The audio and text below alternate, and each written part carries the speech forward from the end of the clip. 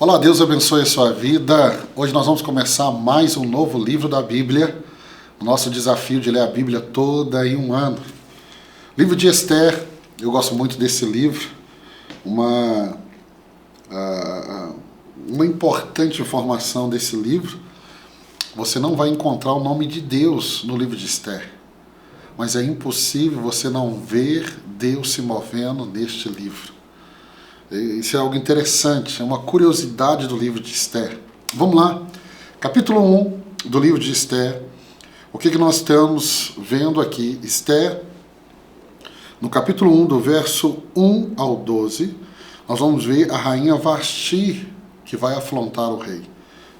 O rei Xerxes é o rei da Pérsia, e ele vai realizar um grande banquete aos seus nobres oficiais, é algo da cultura ali deles, porque era o momento de mostrar a riqueza, o tamanho do reino, né?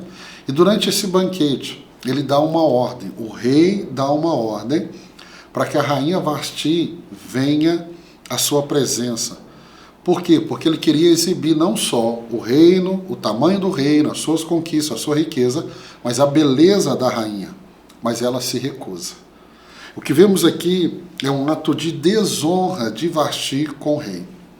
E aí do verso 13 até o verso 22, nós vamos ver que Xerxes ele vai ficar irritado com a postura da rainha Vasti e ele consulta seus conselheiros.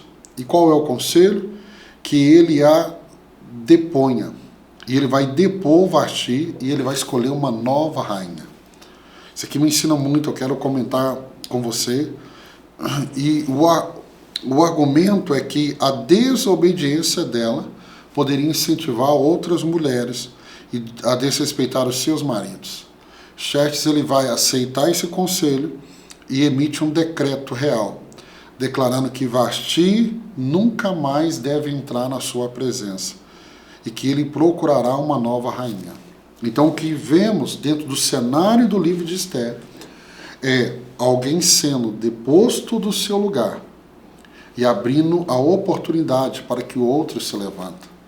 Deixa eu te ensinar aqui algo, tome muito cuidado para você não desprezar o lugar que Deus te colocou ou que Deus te entregou.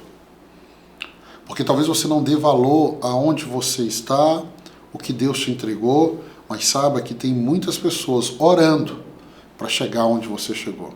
Tem muita gente orando, trabalhando e pagando um preço para ter o que você tem. Então nunca trate com desonra o lugar que você está. O seu lugar, ele exige de você um nível de honra. E quando há desonra, você pode ser retirado. Então o capítulo 1 nos introduz nessa história linda de Esther. Vasti se rejeita entrar na presença do rei, e essa atitude de desonra vai fazer com que ela seja deposta e a vaga de rainha vai estar aberta. Aí o capítulo 2 vai ser o momento que Esther se torna rainha. Esther só se tornou rainha porque Vasti não honrou o lugar onde ela estava e ela foi tirada desse lugar. O verso 1 ao verso 9 do capítulo 2 de Esther, após a deposição de Vasti, é realizado agora um concurso em todo o império para encontrar uma nova rainha. Esther, ela é uma jovem judia e ela é levada ao palácio real com muitas outras jovens. E sob a custódia de Hegai, o encarregado do harém, Esther ganha favor rapidamente. Isso que eu quero que você comece a entender aqui no capítulo 2. Ela é colocada ali, mas há um favor de Deus sobre ela. Eu posso me lembrar aqui, nós vamos falar sobre ele quando chegar no livro que leva o seu nome, Daniel. Um jovem que chega antes de Esther, com Nabucodonosor, mas ele recebe favor de Deus. Você deve estar se lembrando, mas se não, quero te lembrar, que você vai ver que tudo que lemos até aqui, a Bíblia sempre vai falar de homens que tiveram favor de Deus, mulheres que tiveram favor de Deus. E só chegaram onde chegaram, só foram bem-sucedidos porque tinham favor de Deus. Eu oro e faço essa oração por mim, incentivo você a orar. Peça a Deus para que o favor dele seja sobre a sua vida. Sua vida vai ser mais leve, mais fácil debaixo do favor de Deus. E aí vamos para o verso 10 ao verso 17 do capítulo 2. O que encontramos? Esther, ela vai esconder a sua identidade judaica por ordem do seu primo e tutor Mordecai. Gente, os judeus não eram bem vistos naquele tempo. Hoje temos visto tantas manifestações do mundo e não olhando com os bons olhos judeus. O povo de Deus, ele vai ser sempre um povo perseguido. Mas louvado seja o nome do Senhor, é que se Deus é por nós, quem será contra nós?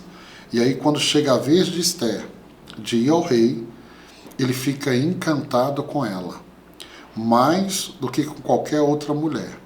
E aí Esther vai ser coroada rainha. Não esqueça, Esther só chegou aonde chegou, porque o verso 1 e 9 nos mostra que o favor de Deus já estava sobre ela. E aí o verso 18 ao 23, encerrando o capítulo 2, o capítulo conclui com Mordecai, primo e tutor de Esther, provavelmente seus pais haviam morrido, descobrindo e denunciando uma conspiração contra a vida do rei, que é registrado nos anais reais, no livro real. Então Mordecai, escute isso aqui é importante, nós vamos precisar dessa informação, e eu te lembro mais à frente do livro. Ele descobre toda uma conspiração para matar o rei, ele denuncia isso, e isso vai ficar registrado no livro, guarde isso. Vai ficar registrado no livro que Mordecai descobriu essa conspiração e salvou a vida do rei. Vamos para o capítulo 3. Capítulo 3, o que nós temos? Capítulo 3 é a ascensão de Anã. Ele vai galgar lugares de autoridade ali no palácio. E aí ele vai fazer um decreto contra os judeus. Ele quer exterminar os judeus. Então Amã, ele vai ser promovido pelo rei Xerxes e ele recebe ordem de que todos devem se curvar perante ele. Mas Mordecai, porém, se recusa a se curvar, alegando que, como judeu, ele se inclina apenas perante o seu Deus. Então, verso 1 ao 6, nós vamos ver isso.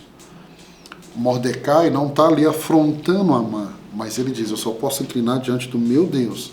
Vamos ver uma postura muito parecida com Cedraque, Mesaque e Abednego, que não vão, os amigos de Daniel, que não vão se dobrar diante da estátua de Nabucodonosor. E aí, do verso 7 até o verso final, até o verso 15, entendeu?